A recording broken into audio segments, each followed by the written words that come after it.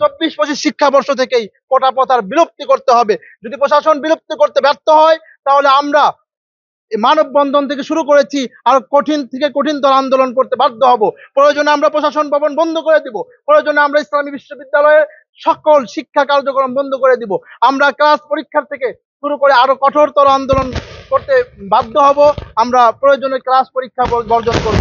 জুলাই অভ্যুত্থান প্রথমে শুরু হয়েছিল কোটা, যে প্রচলিত কোটা ব্যবস্থা ছিল তার সংস্কারের দাবিতে, এবং তার পরবর্তীতে এক দফায় রূপান্তরিত হয়। এবং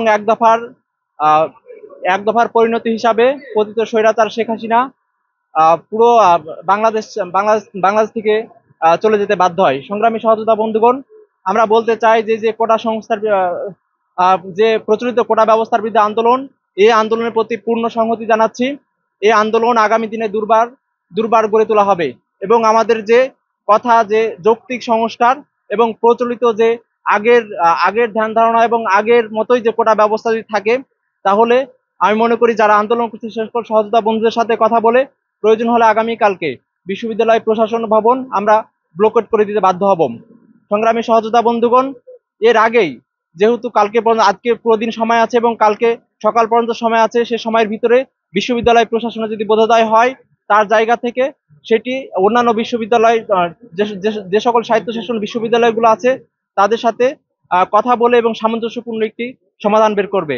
বিগত 24 সালে যে কোটা সংস্কার আন্দোলনের পরবর্তীতে 9 দফা এবং সর্বশেষ 1 দফায় সরকার পতন হয়েছে, সেই আন্দোলনটা শুরু হয়েছিল মূলত এই কোটা প্রথা বিলুপ্তির জন্য বা সংস্কারের জন্য।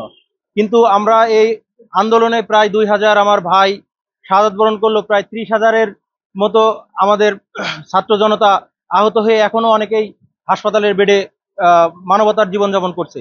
কিন্তু এই 1 বছর পেরোতে না পেরোতে আমরা লক্ষ্য করছি সেই কোটা প্রথা এখনো প্রচলিত আছে, এবং যেই কোটাগুলা বিগত সময়ে যে কোটার জন্য মূলত এই আন্দোলন সংগঠিত হয়েছে, সেই সমস্ত কোটাগুলাই এখনো বহাল রয়েছে। তো আমরা বিশ্ববিদ্যালয় প্রশাসন সহ এই সংশ্লিষ্ট সকলের অবগতির জন্য বলতে চাই, যে কোটার জন্য এতগুলো মানুষ রক্ত ঝরালো, সেই কোটা যেন অনতিবিলম্বে বিলুপ্ত ঘোষণা করা হয়। প্রিয় উপস্থিতি, আপনারা জানেন এই কোটার যে শিক্ষার্থীগুলো বিশ্ববিদ্যালয় সহ এখানে ভর্তি হয়, এই বিগত সময়ে আমরা দেখেছি, আপনারা সাংবাদিক বন্ধুরা জানেন, বিশ্ববিদ্যালয়ের যত রকমের ন্যাক্কারজনক ঘটনা এবং উচ্ছৃঙ্খল ঘটনাগুলো সবগুলো এই কোটা থেকে যারা আসছে, এই সমস্ত শিক্ষার্থীরা এইগুলো ঘটিয়েছে। তার একমাত্র উদাহরণ হতে পারে এই বিগত ছাত্রলীগের সেক্রেটারি নাসিম আহমেদ জয়ের মতো কুলাঙ্গার এই কোটা থেকে এসেছে।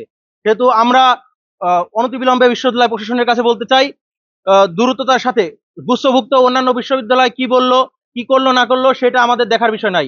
ইসলামী বিশ্ববিদ্যালয় নিজস্ব গতিতে, নিজস্ব চিন্তা ভাবনায়, নিজস্ব সিদ্ধান্তে চলবে।